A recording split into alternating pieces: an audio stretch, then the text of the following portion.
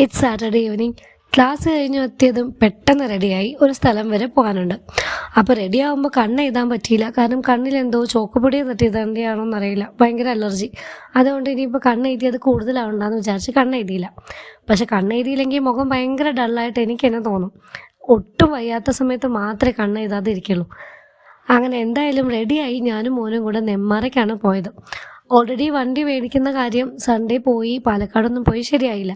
ഇതിപ്പോൾ നെന്മാറയിലുള്ള ഒരു ഷോറൂമിൽ ഓൾറെഡി കോൾ ചെയ്ത് സംസാരിച്ച് ആൻഡ് എക്സ്ചേഞ്ച് ആണ് ചെയ്യാൻ പോകുന്നത്.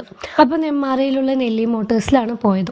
ഓൾറെഡി ഫോട്ടോയിൽ തന്നെ വണ്ടി ഏതാണെന്ന് ഞാൻ കളർ സെലക്ട് ചെയ്ത് വെച്ചിരുന്നു. സോ പോയി ടെസ്റ്റ് ഡ്രൈവും കൂടെ കഴിഞ്ഞ് വണ്ടി എടുത്തു. ഒരു ടോക്കൺ എമൗണ്ടും കൂടെ കൊടുത്തിട്ട് ബുക്ക് ചെയ്ത് വന്നു. ദെൻ എക്സ്ചേഞ്ച് പഴയ വണ്ടി കൊടുക്കുന്നത് പുതിയതെടുക്കുന്ന ദിവസം കൊടുക്കാമെന്ന് വിചാരിച്ചു. അപ്പോൾ 1 വീക്കാണ് രജിസ്ട്രേഷന് അവർ സമയം പറഞ്ഞിരിക്കുന്നത്. സോ അത് കഴിഞ്ഞ് വണ്ടി മേടിച്ചതിന് എൻ്റെ വക ട്രീറ്റ് ആയിട്ട് അച്ഛനും മോനെയും നെന്മാറത്തോടിനുള്ള ഒരു ഹോട്ടലിലേക്കാണ് കൊണ്ടുപോയത്. അതൊരു ഹോട്ടൽ കം ബേക്കറി ആയിരുന്നു.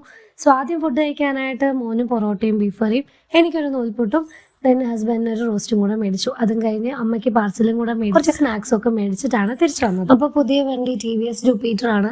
മെയിനായിട്ട് ഞാൻ ഈ വണ്ടി തന്നെ ചൂസ് ചെയ്യാൻ ഒരൊറ്റ റീസൺ എന്താ വെച്ചാൽ പെട്രോൾ ടാങ്ക് ഇതിൽ ഫ്രണ്ടിലാണുള്ളത്.